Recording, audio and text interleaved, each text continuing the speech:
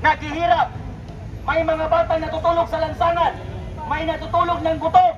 Merong nagtatrabaho at nagpapakahirap.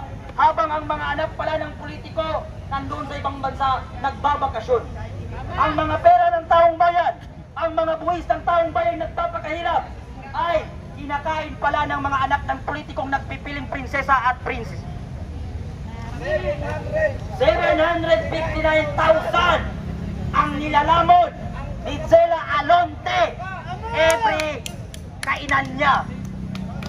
Hindi na kayo nahihiya mag-flex ng mga kayamanan ninyo sa social media.